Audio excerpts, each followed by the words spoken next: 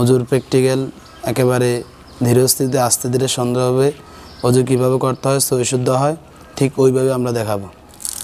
প্রথমে অজুর শুরুতে আমরা দোয়া পাঠ করে নিয়েছি। এখন আমরা প্রথম ডান হাতের কবজি পর্যন্ত একবার দেবো, তারপর বাম হাতের কবজি, তারপর আবার ডান হাতের কবজি পর্যন্ত এভাবে 3 বার ধৌত করব।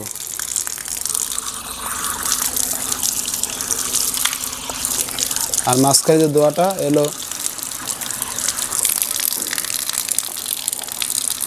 আল্লাহুম্মা গফিরলি ওয়ারহামনি ওয়াআফিনি ওয়াহদিনি ওয়ারযুকনি, এই দোয়াটা আমরা পাঠ করব। এখন আমরা 3 বার কুলি করব।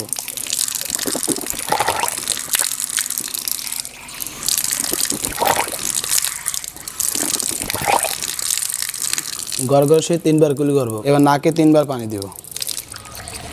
এই কায় আঙ্গুল আর বৃদ্ধাঙ্গুল এই দুইটা দিয়ে আমরা নাককে পরিষ্কার করব। ডান হাত দিয়ে পানি দিব, বাম হাতের 2 আঙ্গুল দিয়ে নাক পরিষ্কার করব।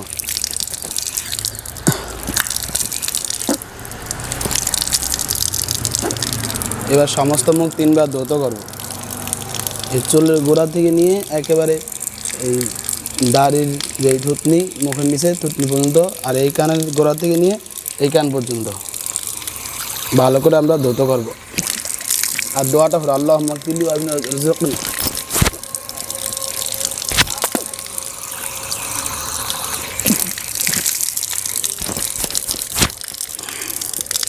ভালো করে ম্যাসাজ করব।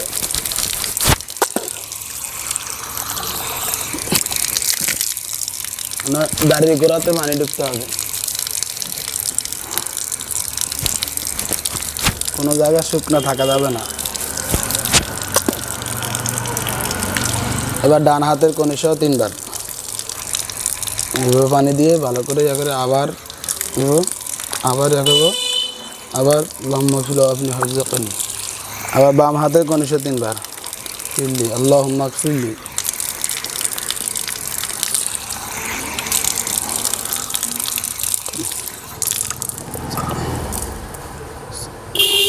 আল্লাহুম্মা গফিরলি ওয়াসিলি ফি দারি ওয়া বারিকলি। এবার মাথা মাসা করব একবার, সমস্ত মাথা একবার মাসা করব। এভাবে নিয়ে আবার এটা এই কানের লতিতে লাগিয়ে এভাবে আইনা, তারপর আবার এই সাত আঙ্গুল দিয়ে ভিতরে মাসা করব, তারপর এই গর্দানে হালকাভাবে মাসা করব।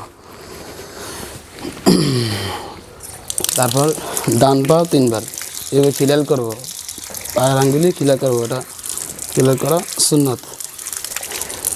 3 বার গোড়ালি পর্যন্ত, এবার 3 বার টাকনো পর্যন্ত। আবার বাম পায়ে টাকনো সহ 3 বার। আমাদের অজু শেষ। এবার আর অজুর শেষে দোয়া পড়া, আসমানের দিকে 7 আঙ্গুল দিয়ে, আসমান দিয়ে তাকে পশ্চিম দিকে তাকে 7 আঙ্গুল দিয়ে এই দোয়া পাঠ করা। আশহাদু আল্লা ইলাহা ইল্লাল্লাহু ওয়াহদাহু লা শারীকা লাহু ওয়া আশহাদু আন্না মুহাম্মাদান আবদুহু ওয়া রাসূলুহু।